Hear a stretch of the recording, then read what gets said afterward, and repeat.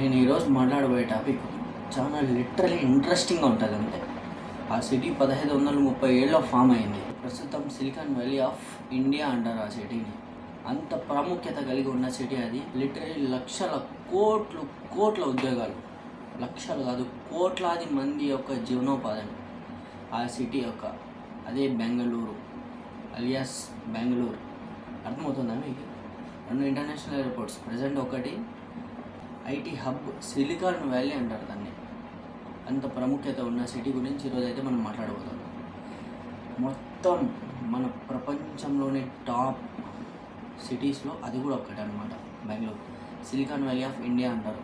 అంత ప్రాముఖ్యత కలిగి ఇండియాకి ఐటీ హబ్ బెంగళూరు. అంత ప్రాముఖ్యత కలిగిన సిటీ అన్నమాట. ఈరోజు అయితే కొన్ని ఇంట్రెస్టింగ్ టాపిక్స్ మాట్లాడబోతున్నాం మనం దాని గురించి. అవి ఇప్పుడు మనం ముందు డిస్కస్ చేయబోతున్నాం. లిటరలీ 6000 రిజిస్టర్డ్ కంపెనీస్ ఉన్నాయి.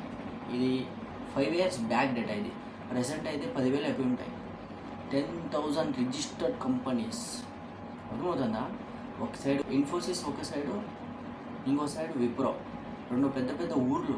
ఒక 10 లక్షల మంది ఉండే ఊరు ఎట్లా ఉంటుంది? 5 లక్షలు. ఒక 3 లక్షలు, ఇటు సైడ్ 3 లక్షలు, ఇటు సైడ్ 3 లక్షలు ఉండే ఊరు ఎలా ఒకసారి ఇలా వెళ్తుంటే మధ్యలో రోడ్ ఎలా ఉంటుంది? అలా ఉంటాయి. లిటరలీ 2 కంపెనీలు. ఈ పక్క ఒక పెద్ద క్యాంపస్, ఈ పక్క ఒక పెద్ద క్యాంపస్, మధ్యలో రోడ్. అలా ఉంటుంది లిటరలీ. మీలో ఈ వీడియో చూస్తున్న వాళ్ళలో ఎవరెవరు ప్రజెంట్ బెంగళూరులో ఉన్నారో చెప్పండి. 1984లో మన భారతదేశ గవర్నమెంట్ ఒక రూల్ తెచ్చిందనమాట. ఏమని తెచ్చింది? Especially Karnataka government tax free imports. అంటే ఏవైతే కంప్యూటర్ రిలేటెడ్ ఇన్స్ట్రుమెంట్స్ ఉన్నాయో, మానిటర్స్ కానీ, సిపియూస్ కానీ, అలాంటివి ఏవైనా, ఏ ఒక్క ల్యాప్టాప్స్ కానీ, ఏ ఒక్క కంప్యూటర్ బేస్డ్ సిస్టమ్స్ అయితే 1984లో ట్యాక్స్ ఫ్రీ ఇంపోర్ట్స్ ఇది అనుమతించింది అనమాట. అప్పుడు ఐటీ ఇండస్ట్రీ బూమ్ అనేది స్టార్ట్ అయిందన్నమాట. ఇప్పుడు కొన్ని వేల లక్షల మందికి ఉపాధి కలిగిస్తుంది బెంగళూరు సిటీ. ఒక ఏరియా ఉంది మారతల్లి అని. ఎవరెవరు మారతల్లి ఉంటున్నారు కమెంట్స్ చేయండి. దాన్ని ఏమంటారు తెలుసా? మినీ ఆంధ్ర అంటారు. అంత పెద్ద హబ్ అది. ఓన్లీ ఆంధ్ర పీపుల్స్ ఉంటారు అక్కడ. పీజీస్ ఎన్ని ఉన్నాయి తెలుసా మీకు మొత్తం బెంగళూరులో? సుమారుగా అర్థమవుతుందా మీకు? ఒక్క పీజీలో 50 మంది అనుకున్నా కూడా 10,000 పీజీలు ఉన్నాయి బెంగళూరులో. 10,000 పీజీలలో ఒక్క పీజీలో 50 మంది సగటు వేసుకున్నా కూడా ఎంతమంది అయిపోతారు? 5 లక్షల మంది ఓన్లీ పీజీస్లో. అంత పెద్ద డెవలప్డ్ సిటీ బెంగళూరులో.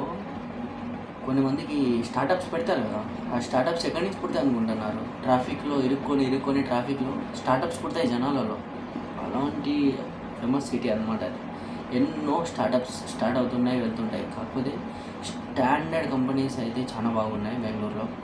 మీ ఒపీనియన్ ఏమో కమెంట్స్లో చెప్పండి నాకు బెంగళూరు గురించి. కాకపోతే కెంపాయ్ డైనస్టీ వాళ్ళు బెంగళూరుని ఫైండ్ అవుట్ చేశారనమాట. పెద్ద కోటలు తయారు చేసి, అప్పుడు డైనస్టీస్ ఉండేవి కదా, కెంపా డైనస్టీ, కాకతీయ డైనస్టీ, ఇంకా రుద్ర డైనస్టీ, ఎన్నెన్నో ఉంటాయి కదా.